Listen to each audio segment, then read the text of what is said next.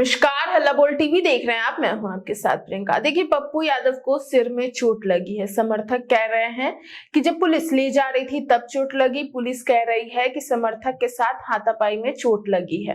और इन सब को लेकर दो सवाल खड़े हो रहे हैं। पहला कि क्या पप्पू यादव की गिरफ्तारी नियमों के हिसाब से हुई है। दूसरा कि क्या पप्पू यादव को बेल मिलना इस केस में कितना मुश्किल हो सकता है। इसी विषय पे आपको और भी ज्यादा जानकारी देंगे हल्ला बोल टीवी के संपादक दीपक शर्मा। देखिए प्रियंका, पप्पू यादव की गिरफ्तारी नियमों के मुताबिक हुई है या नहीं, इस पर सबसे पहला सवाल ये है कि पप्पू यादव को जब पुलिस गिरफ्तार करने गई तो पुलिस गिरफ्तारी वारंट लेकर नहीं गई। पुलिस के पास कुर्की जब्ती का आदेश था। कुर्की जब्ती में जो व्यक्ति है उसके घर के सामानों की जब्ती होती है। बिल्कुल। और पप्पू यादव जिस घर में थे वो घर उनका नहीं है, उनके किसी रिश्तेदार का है जी। तो उस घर में पुलिस क्या करने गई थी? बिल्कुल। पप्पू यादव की कुर्की जब्ती का आदेश था तो पप्पू यादव के घर, जो घर पप्पू यादव के नाम पर है, उस घर में जाना था। घर के सारे सामान जब्त कर ले जाने थे, वो भी दिन में। कुर्की जब्ती तो रात में होती नहीं है। बिल्कुल। तो कुर्की जब्ती का आदेश लेकर पुलिस 11 बजे क्या करने गई थी? सबसे पहला सवाल। अगर कुर्की जब्ती का आदेश लेकर पुलिस 11 बजे उस घर में गई जिस घर में, जो घर पप्पू यादव के नाम पर नहीं है, मतलब पप्पू यादव को गिरफ्तार करने गई। बिल्कुल। तो कुर्की जब्ती का आदेश लेकर गिरफ्तार करने क्यों गई? दूसरी बात कि पप्पू यादव, आपने कहा कि पप्पू यादव के सिर में चोट लगी है। यह समर्थक, पप्पू यादव के समर्थक यह कह रहे हैं कि जब उन्हें गिरफ्तार करके लाया जा रहा था तो सीढ़ी पर उनके सिर में चोट लगी। पप्पू यादव ने इसकी शिकायत भी की है कि उनके सिर में चोट लगी है। पप्पू यादव के समर्थकों का कहना है कि पुलिस ले जा रही थी, इस दौरान चोट लगी। पुलिस का कहना है कि समर्थकों ने धक्का मुक्की की पुलिस के साथ। तो कुल मिलाकर के पुलिस समर्थकों पर और समर्थक पुलिस पर इल्जाम लगा। बिल्कुल।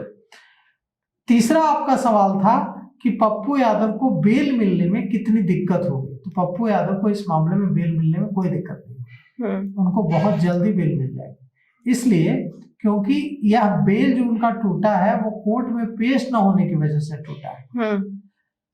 वो अगर कोर्ट में पेश हो जाते पहले ही तो यह नौबत ही नहीं आती। बिल्कुल। यह चूक का मामला है, इसमें ऐसा नहीं है कि उनको बेल नहीं मिलेगी। बेल जो वकील बता रहे हैं, जो कुछ वकीलों से मेरी बात हुई, वे बता रहे हैं कि ऐसे मामले, जो ये केस है, इस ऐसे मामलों में बेल मिलना बहुत मुश्किल नहीं होता है, इतना गंभीर मामला नहीं। तो कुल मिलाकर के सवाल दो चीजों पर आकर टिक जाता है। पहला कि क्या पप्पू यादव की गिरफ्तारी में पुलिस ने जो प्रक्रिया अपनाई वो नियमों के अनुकूल नहीं है। तो पूरी प्रक्रिया जो पुलिस ने अपनाई है उस पर सवाल उठ रहा है। बिल्कुल। जिस तरह से पुलिस पहुंचती है सिविल ड्रेस में, जैसा कि पप्पू यादव कह रहे हैं कि सिविल ड्रेस में लाल जैकेट पहने हुए, रिवॉल्वर खोसे हुए एक इंस्पेक्टर दीपक पहुंचते हैं और कहते हैं कि चलिए। वो ये भी कहते हैं पप्पू यादव से, ऐसे हम आपसे इज्जत से बात कर रहे हैं। तो पप्पू यादव कहते हैं कि आप कौन होते, कौन है आप हमको इज्जत देने वाले। पप्पू यादव के समर्थकों और इंस्पेक्टर दीपक के बीच बहस होती है। फिर एंट्री होती है एसपी आईपीएस भानु प्रताप सिंह की। और फिर भानु प्रताप सिंह कहते हैं कि हम आए हैं तो लेकर जाएंगे, और पप्पू यादव कहते हैं कि हम जाएंगे। वे कहते हैं कि हम सुबह जाएंगे, हम अभी रात में नहीं जाएंगे।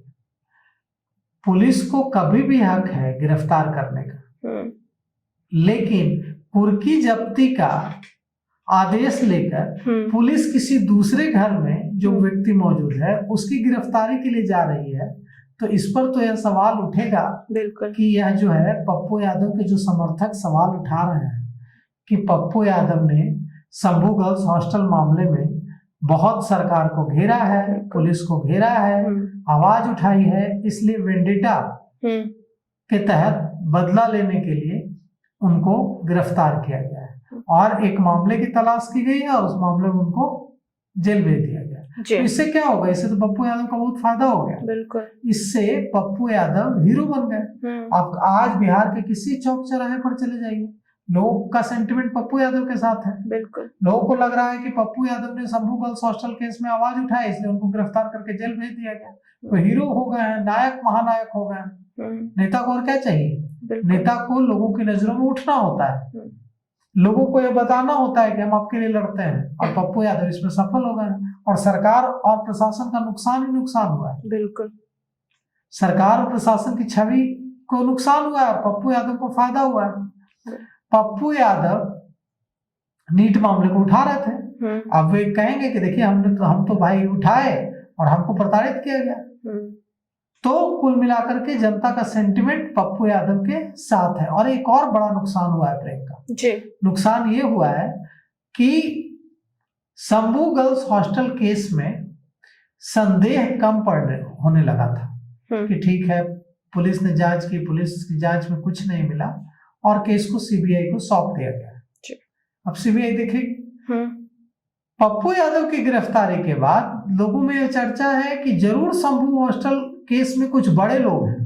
बिल्कुल। इसलिए पप्पू यादव ने जब शंभू हॉस्टल केस को बहुत ज्यादा उठाया तो इनको गिरफ्तार कर लिया गया। तो लोगों का संदेह जो सीबीआई को केस दिए जाने के बाद कम हुआ था, वो संदेह इस गिरफ्तारी से और बढ़ गया कि शंभू गर्ल्स हॉस्टल केस में जो राबड़ी देवी कह रही है कि मंत्री पुत्र हैं, शामिल है, कोई मंत्री शामिल है, और भाई वीरेंद्र कह रहे हैं कि पुलिस अधिकारी उन्हें फोन करके रिक्वेस्ट कर रहे हैं कि सर इस केस को मत उठाइए। इसका मतलब जरूर इसमें कुछ बड़ा राज, कुछ बड़े लोगों के हाथ इसमें छिपे, इसमें हो सकता है। तो अब देखिए, जो लोगों का देखिए, लोगों का परसेप्शन डेमोक्रेसी में बहुत मैटर करता है। और सरकार को यह समझना चाहिए कि भले ही चुनाव 5 साल बाद होंगे, लेकिन लोगों की मेमोरी इतनी जल्दी छीन नहीं होती है। लोगों को अगर यह लगा है कि पप्पू यादव के साथ जाती हुई है, पप्पू यादव शंभू गर्ल्स हॉस्टल कांड को उठा रहे थे और उन्हें वेंडिटा पॉलिटिक्स के तहत, बदले की भावना के तहत गिरफ्तार किया गया है, तो इससे पप्पू यादव का फायदा हुआ है, सरकार की छवि को नुकसान हुआ है। तो सुना आपने कि किस तरीके से पप्पू यादव की आधी रात को गिरफ्तारी हो जाती है और इस पे कई सारे सवाल भी खड़े होते। समर्थक कुछ और बयान देते हैं और पुलिस प्रशासन कुछ और ही बयान देती है। हालांकि ये जो गिरफ्तारी है उसको लेकर आपकी क्या राय है, हमें कमेंट बॉक्स में बताएं। फिलहाल इस पेशकश में इतना ही। आगे की खबर देखने के लिए बने रहे हल्ला बोल टीवी के साथ। धन्यवाद।